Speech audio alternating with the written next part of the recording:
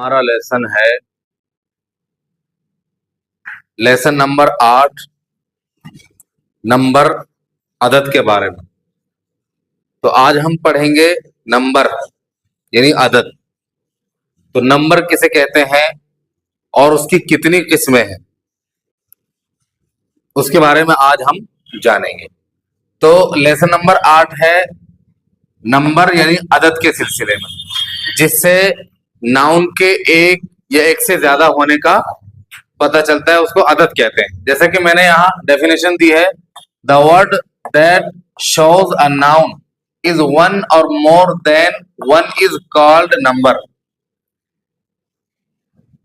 वो लफ्ज जो ये बताए कि नाउन एक है या एक से ज्यादा, वो लफ्ज जो ये जाहिर करे कि इसम एक है या एक से ज्यादा, उसे नंबर या अदद कहते हैं। ठीक है, जैसे कि इसके एग्जांपल है बुक्स, बॉयज, पेन, कैट। ये सब क्या है? अदद है, नंबर है।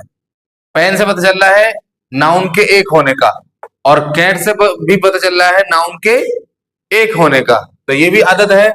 और बुक्स और बॉयज से पता चल रहा है नाउन के एक से ज्यादा होने का। ठीक है, तो ये दोनों नंबर हैं।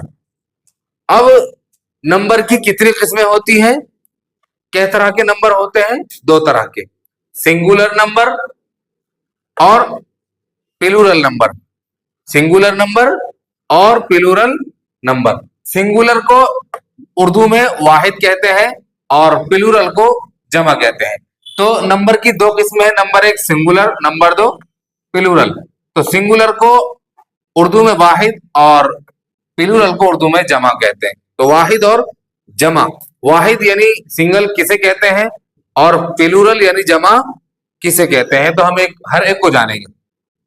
सिंगुलर की तारीफ है, a noun that stand for one person, animal, place और thing is called singular number. वो लफ्ज जो एक शख्स, एक जगह या एक चीज को बतलाए, जिस लफ्ज से एक शख्स, एक जगह या एक चीज का पता चले, तो उसको सिंगुलर कहते हैं। जिस लफ्ज से किसी पर्सन यानी शख्स और किसी एनिमल या थिंग के एक होने का पता चलता है, तो उस लफ्ज को सिंगल यानी वाहिद कहा जाता है। ठीक है, जैसे कि यहां मैंने एग्जांपल दिए हैं कैट और pen.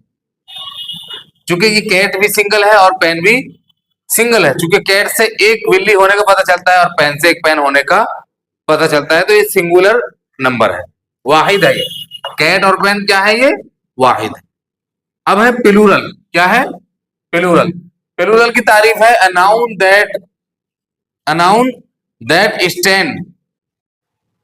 That stand for more than one person, animal, place और थिंग। दोनों की तारीफ थोड़ी मिलती जुलती है। सिंगुलर में थी जिससे एक शख्स या एक जगह या एक चीज के पता होने का, जिससे पता चले, वो क्या है? सिंगुलर है। और इसमें प्लूरल में क्या है कि जिस लफ्ज से एक से ज्यादा, मोर देन वन, एक से ज्यादा, पर्सन शख्स, एनिमल जानवर, प्लेस जगह। तो जिस लफ्ज से एक से ज्यादा शख्स, जानवर, जगह ये चीजों का इल्म होता है, उसको जमा और प्लूरल कहते हैं। ठीक है, एग्जाम्पल मैंने दिए हुए हैं, जैसे कि पेन्स, बुक्स, कैट्स, बॉयज।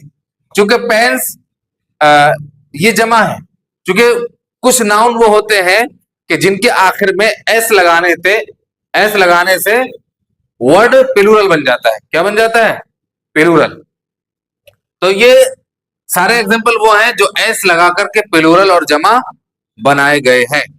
तो बुक्स से, पेन से एक से ज्यादा पेन का पता चलता है, और बुक्स प्लूरल है इसलिए कि इससे कई किताबें होने का पता चलता है। ऐसे कैट्स है और बॉयज है, ये सब क्या है? प्लूरल है।